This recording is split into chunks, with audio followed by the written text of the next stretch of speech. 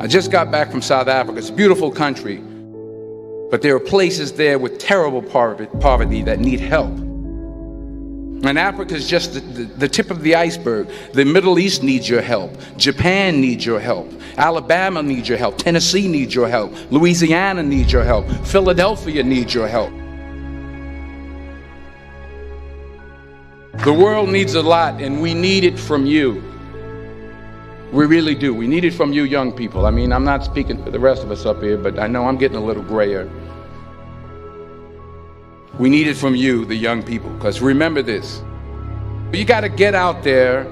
You got to give it everything you got, whether it's your time, your talent, your prayers, or your treasures. What are you going to do with what you have? I'm not talking about how much you have. Some of you are business majors, some of you are theologians, nurses, sociologists. Some of you have money, some of you have patience, some of you have kindness, some of you have love, some of you have the gift of long suffering. Whatever it is, whatever your gift is, what are you going to do with what you have? All right, now here's my last point about failure. Sometimes it's the best way to figure out where you're going. Your life will never be a straight path. I began at Fordham University as a pre-med student. I took a course called cardiac morphogenesis. I couldn't read it, I couldn't say it, I sure couldn't pass it. So then I decided to go into pre-law, then journalism. And with no academic focus, my grades took off in their own direction.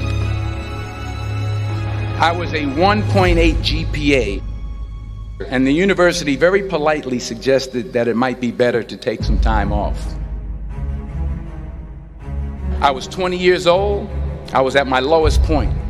And then one day, and I remember the exact day, March 27th, 1975, I was helping my mother in her beauty shop. My mother owned a beauty shop up in Mount Vernon. And there was this older woman who was considered one of the elders in the town. And I didn't know her personally, but I was looking in the mirror, and every time I looked at the mirror, I could see her behind me, and she was staring at me. She just kept looking at me. Every time I looked at her, she kept giving me these strange looks. So she finally took the dryer off her head and she said something I'll never forget.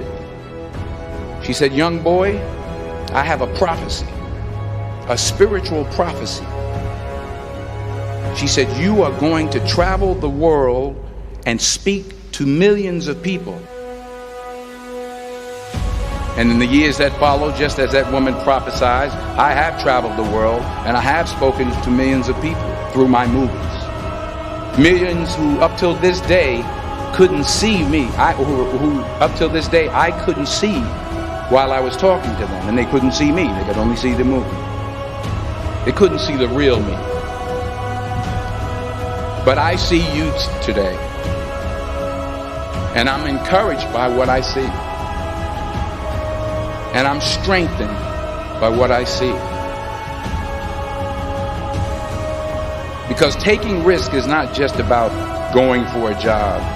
It's also about knowing what you know and what you don't know. It's about being open to people and to ideas.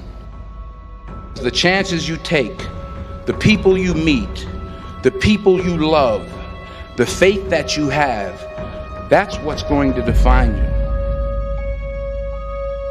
Never be discouraged. Never hold back. Give everything you got. And when you fall throughout life, remember this: fall forward.